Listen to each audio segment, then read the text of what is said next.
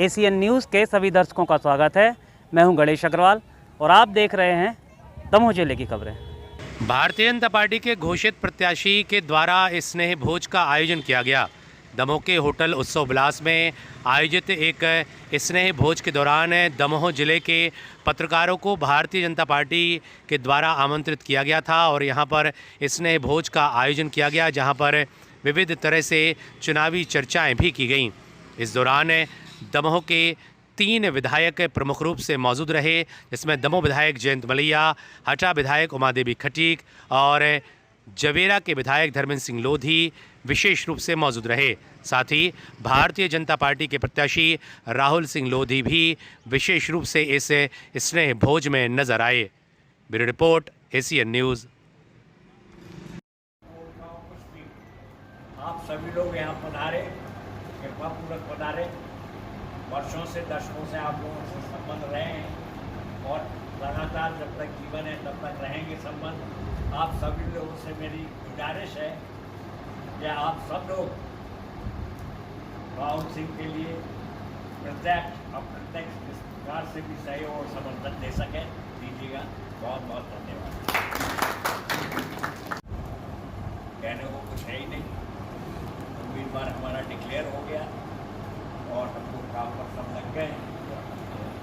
जैसा मैं मानता हूँ कि जिस प्रकार से इनके रिकॉर्ड वोटों से मैं जीता हूँ, नेवर बिफोर वाली बात है, ऐसा ही नेवर बिफोर अभी होने वाला है।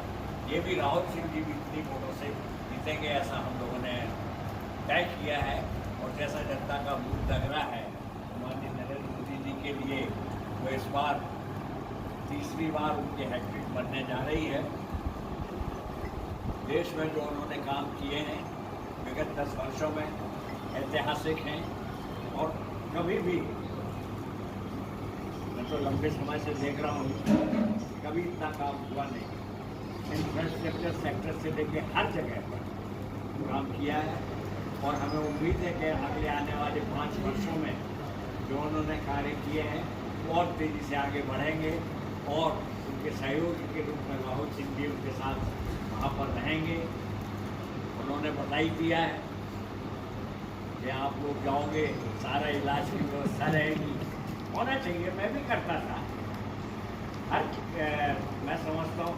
तो भाई घर तो नहीं कह रहा, आप भी ध्यान रखना, आप भी रखना। ये मौके बार बार नहीं आते, जीवन में जब मौका मिले करना चाहिए। और आप लोग ये भी बोला है जहाँ जाना हुआ है, कुछ तो एक दो ट्रेनें और साउथ की चलवा देना जरूरी है। कुछ ट्रेनों की कमी है और एक आध पास ये तो देखिए बढ़ रहा है, तीसरी लाइन डल रही है, सारा हो रहा है।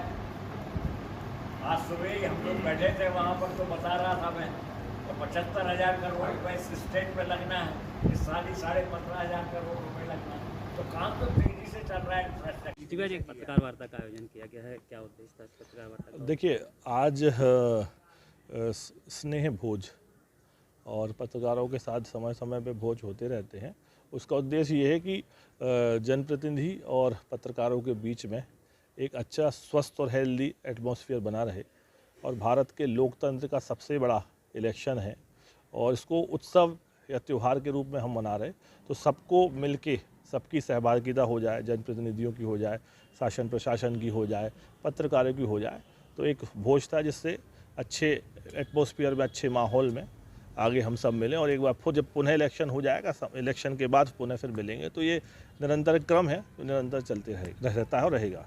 चुनावी बिगुल बच गया, लोकसभा की आचार संहिता लग गई है, आपको पार्टी ने कैंडिडेट बनाया है, क्या लगता है इस बार की चुनावी क्या रणनीति रहेगी और कितने मतों से आप जीतेंगे? देखिए, पिछले 10 वर्षों से माननीय मोदी जी ने विकास और विकास के मुद्दे पे काम किया है। जहाँ देखेंगे रेलवे लाइन, एयरपोर्ट्स, स्पेस में देखेंगे, विदेश में देखेंगे, मोदी ही है। तो मोदी क्यों है? क्योंकि मोदी जी ने विकास किया है। तो हम लोग विकास के मुद्दे को लेके जनता के बीच में जाएंगे। और प्रधानमंत्री जी का कहना है कि जब हम कोई काम करते हैं, उज्ज्वला योजना, प्रधानमंत्री आवास ऐसी कई योजनाएं हैं। तो जब हमने लोगों को दिया है तो अब उनके घर अधिकार से जाएंगे कि हमने पिछले 10 वर्षों में काम किया है, इस अधिकार से हम आपसे वोट मांगना चाहते हैं। तो पूरा फोकस्ड हम लोग का जो है वो 10 वर्षों के विकास कार्यों को लेकर जनता के बीच में जाने का रहेगा। क्या रहेगा सर मोदी की चुनाव का मुद्दा? तय मोदी ही नेता है हमारे भारत के और विश्व के नेता मोदी हैं, और हमारा सौभाग्य है कि मोदी जी के नेतृत्व में हम लोग को ये स्वर्णिम काल जो है हम लोग को देखने मिला, और मोदी जी के नेतृत्व में आज टिकट मिली, और मोदी जी के नेतृत्व में ही हम लोग चुनाव लड़ेंगे और उनके ही नेतृत्व में 400 पार का लक्ष्य पूर्ण करेंगे। चुनाव में क्या रणनीति रहेगी आप? निश्चित रूप से लोकसभा चुनाव का बिगुल बज चुका है और भारतीय जनता पार्टी की सरकार माननीय नरेंद्र मोदी जी के नेतृत्व में पुनः बन रही है, और अब की बार जो 400 पार का संकल्प है वो भी पूरा हो रहा है। और मुझे लगता है कि आने वाला समय भारत के लिए, हिंदुस्तान के लिए स्वर्णिम समय माननीय नरेंद्र मोदी जी के नेतृत्व में साबित होगा, और दमोह लोकसभा को हम ऐतिहासिक मतों से जीतने की ओर अग्रसर हैं। और मुझे तो लगता है कांग्रेस बैकफुट पर है, कांग्रेस की टिकट लेने के लिए कोई तैयार नहीं है। ये स्थितियां बनी हुई हैं, कांग्रेस मना रही है कि टिकट ले लो, लेकिन लोग लेने के लिए तैयार नहीं। तो मुझे लगता है नॉकआउट मुकाबला हो रहा है। बहुत बहुत धन्यवाद। अभी तक कांग्रेस ने टिकट भी घोषित नहीं की, और क्या तो वही तो मैं कह रहा हूँ कि कांग्रेस की टिकट लेने के लोग तैयार नहीं। मैंने तो कई नेताओं से बात की, वो कह रहा भैया मेरे को नहीं चाहिए। तो ये स्थिति बनी हुई है, मतलब कांग्रेस जो है, कांग्रेस की स्थिति बहुत ख़राब है। जीत का अंतर कितना है? जीत का अंतर 5 से ऊपर ही जाएगा इस बार, ऐतिहासिक मतों से जीतेंगे। भाई साहब, जो प्राचीन तालाब है वो दूषित पानी से लबालब भरे हैं, उसके लिए क्या प्रयास? उनके लिए प्रयास करेंगे, और चुनाव के बाद जो भी बन पड़ेगा सब अच्छा किया जाएगा। क्योंकि जिस निजग्राम से आप आते हैं वहाँ भी अपार प्राचीन धरोहर बिखरी पड़ी है, उसके बारे में भी काम चल रहा है। क्योंकि अभी आचार संहिता लगी है, इसलिए कुछ बोलना ठीक नहीं है, तो कोई घोषणा की नहीं जा सकती आचार संहिता में।